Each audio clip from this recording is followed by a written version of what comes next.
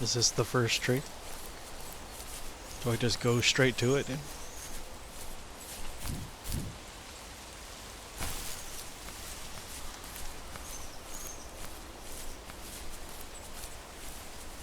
What's this all about?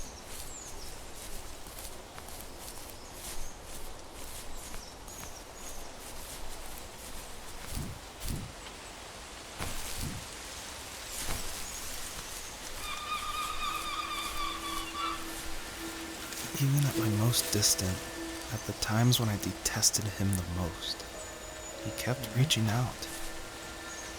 For a year straight, he asked me every week when we were going camping. I thought he was just dense. Eventually, to shut him up, I agreed. We carried out the worn lawn chairs from the garage and set up a cinder block campfire at the site we'd always used behind the house. We walked down the mountain path, talking in the warm sunshine we only got a couple months of the year. Those 3 obsidian rocks shimmered alongside the shore, almost like sparklers pressed against a dark window. I'll never forget that wet stone on my feet, or how those massive mountains looked even bigger in the lake's reflection. I felt small, but grateful. As the sun set, my dad found something I hadn't seen for a long time. The tree where I'd made my first carving when I was 6. I hadn't even carved it. My dad had helped me, but I still called it my tree. Something about seeing my name there made me open up, and we talked about everything that night in that old camouflage tent. I told him how much I loved sketching and design, and how it would be a dream to study architecture in Seattle. I told him how I didn't get along with my friends much anymore, but that I didn't mind being alone. He told me he was there for me, and he joked that if all he had to do was write my name on a tree to finally get me to talk, he would have left me carved logs with novels on them in front of my room every morning. I don't know why it took me that long to realize it, but it was then I knew how much he had sacrificed for me. Do you know how much I sacrificed? My dad built a lot of stuff in his free time. If he wasn't watching fly fishing or reading Tom Clancy novels, he was carving something. He made tons of birdhouses. Not that he was into bird watching, but I think he really missed working and adding on to the home. If he couldn't afford the time to build onto our own house, he would have to settle with watching birds move into their little homes. We kept an old mattress in the bed of that ugly yellow truck, so we would drive it deep into the woods and then watch the birds fly into their houses while the sun set. Usually it was accompanied by venison jerky or a cold Coke, but not a lot of talking, which is how we both liked it. Oh. So start collecting matters on achievements, that's it.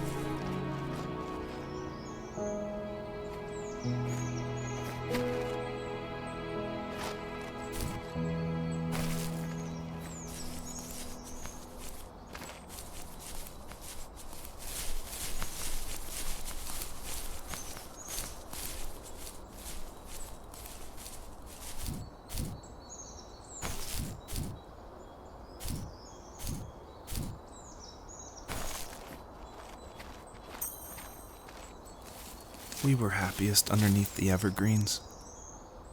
We decided it was time to finally map out the hundreds of acres we lived on just to pass the time during the summer. He was only free in the evenings, so I would spend the day wasting time on dial-up internet and sketching, and then we would rush into the woods, pen and map in hand, before evening fell.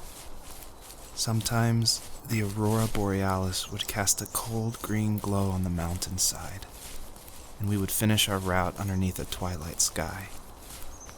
Sometimes I was lonely during those summer days, but there was comfort in the routine. A lot of teenagers aren't looking for the daily grind, though.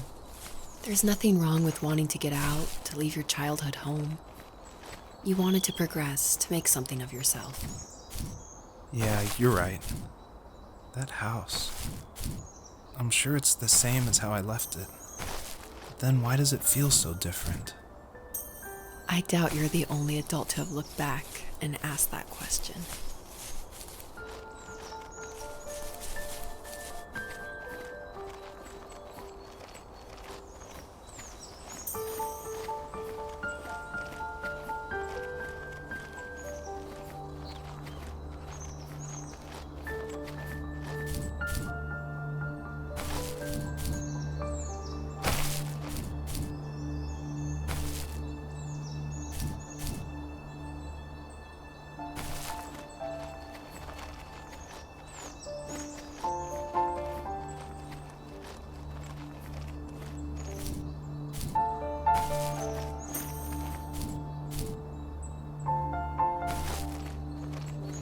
It's so casual gameplay.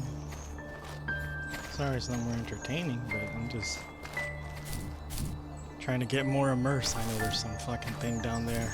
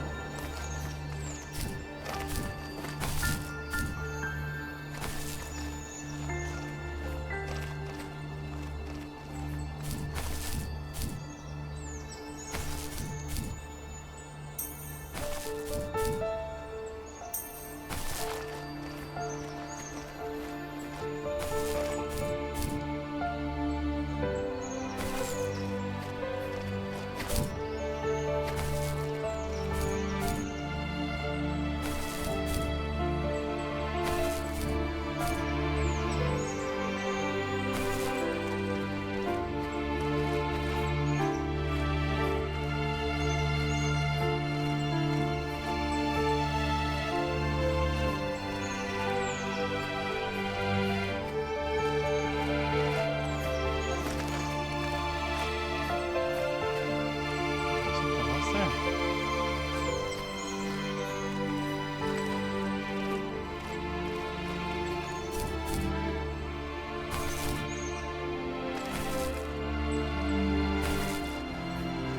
You gotta be kidding me. What the hell is it?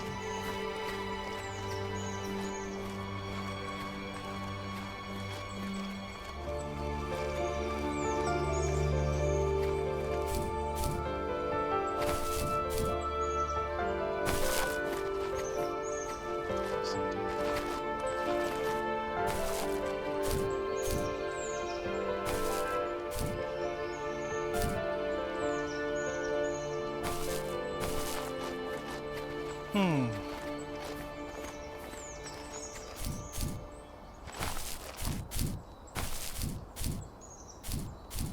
I'll do it my way with that.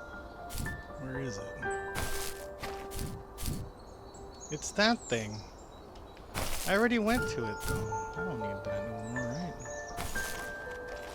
Screw it. It's supposed to be gone now.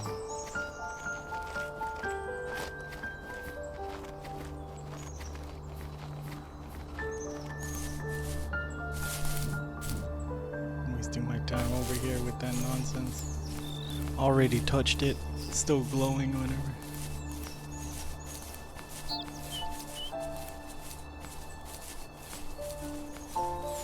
I know there's more on the other side.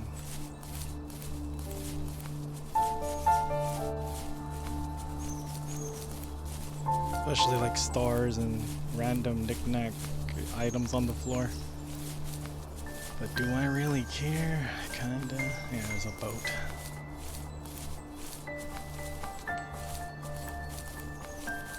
First aid kit. Uh-oh.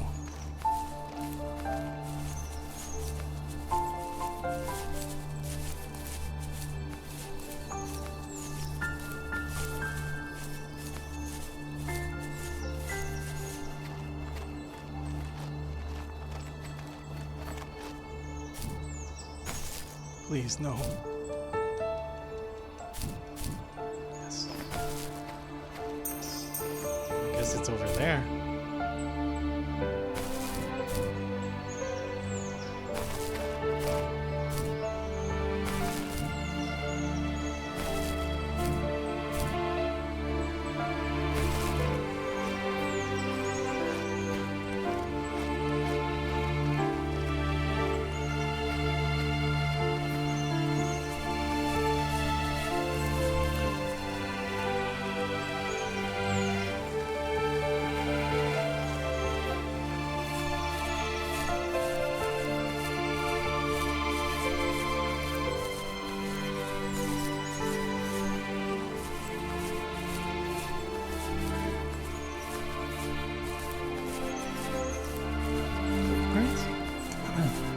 Is that what he is? Is he an architect? I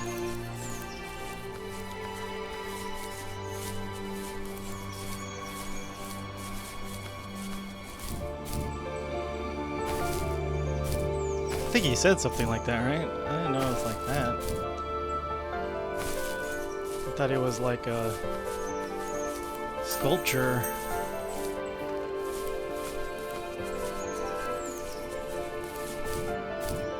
You know, I'm not really paying attention to the game, like the story. I'm paying attention to the box. Here it is.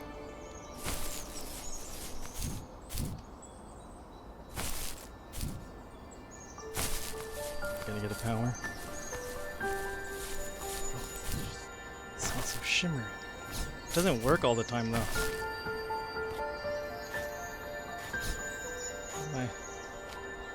It's like bugged sometimes. Can you work, please?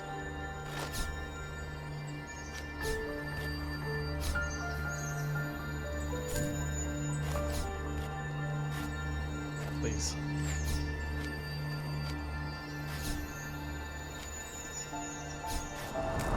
There we go. Why? Why wasn't it working? What's that?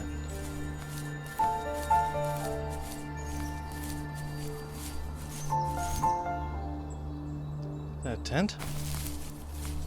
Crunchwrap Supreme.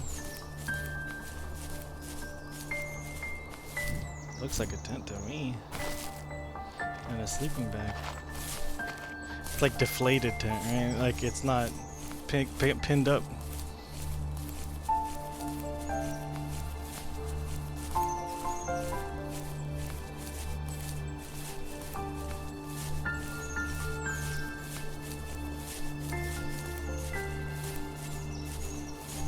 Obsidian. Ooh.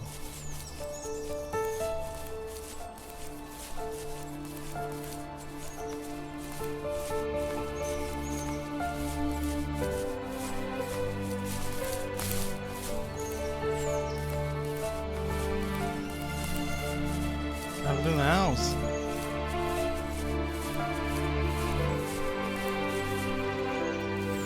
On our property, there were old abandoned pieces of a shed and car long left unused. I used to ask him all the time who those people were that left all this junk, and I'm sure he got so tired of hearing it that he made up some elaborate stories how a brown bear ate them and haunted the woods afterwards. What's funny is I think it made those people seem more real. Growing up thinking they were still hanging out like they couldn't say goodbye. I used to tell my friends how I could swear I saw spirits move near the water, and that always freaked them out. I guess it didn't bother me, because the way I saw it, they were normal people with old cars and sheds, just trying to figure out how to survive and be happy in the middle of nowhere. It was a cool thought that they didn't want to leave, but you know, I was a weird kid. Well, you had good company since those ghosts like living in a place where they were brutally devoured.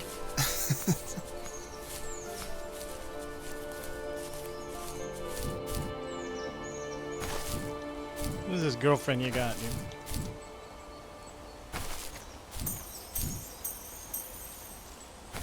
This wife you got now.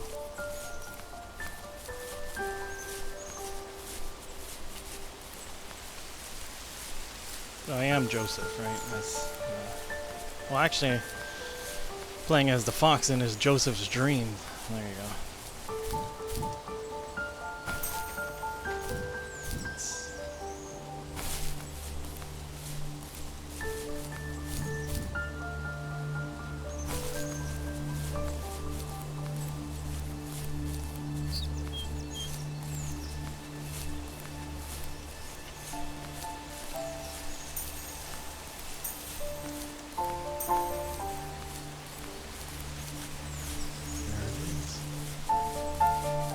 It's clear.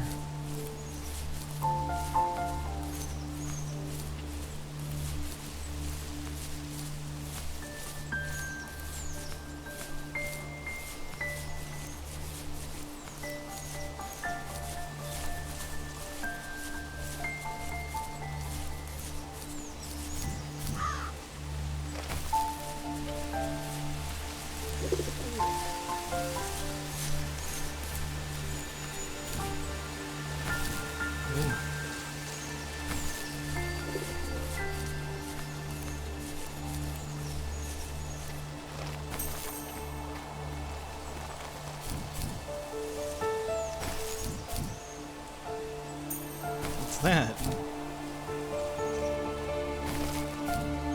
Is that a wolf?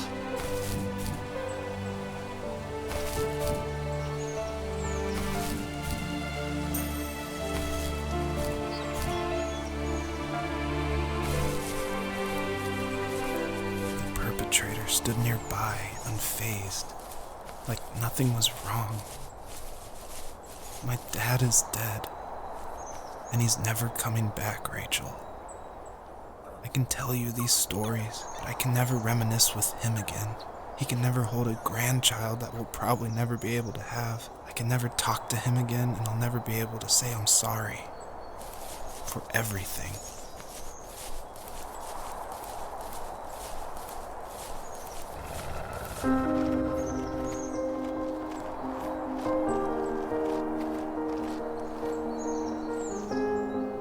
It's time for the revenge arc. Oh, great. I'm not gonna get it all now. Let me back up, please. Let me back up, please. Whatever, dude.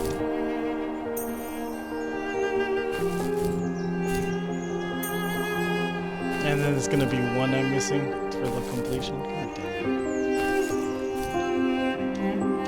Ah, whatever, dude. I'm not that trying hard for all these. My main goal is to kill the wolf. Kill the wolf. The big bad wolf. Bigsby.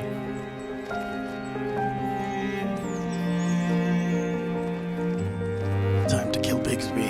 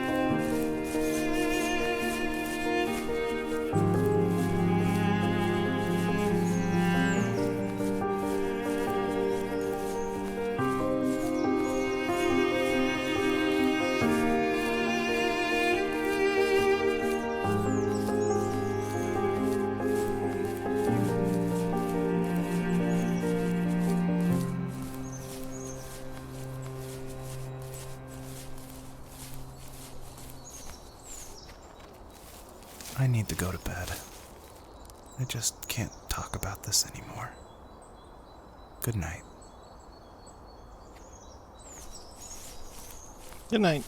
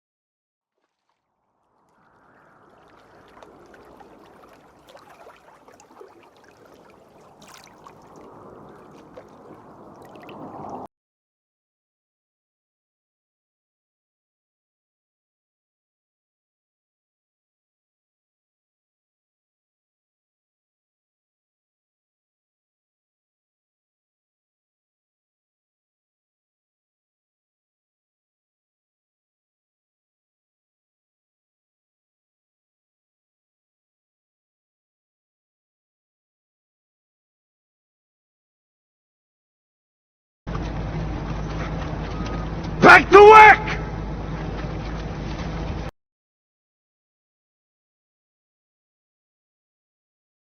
Alright, Dexter. JR wanted me to give you a little shout out. He says to call you a bastard, but I've never met you. You might be perfectly nice for all I know, you bastard. Like, comment, and subscribe, or I'll break your fucking legs.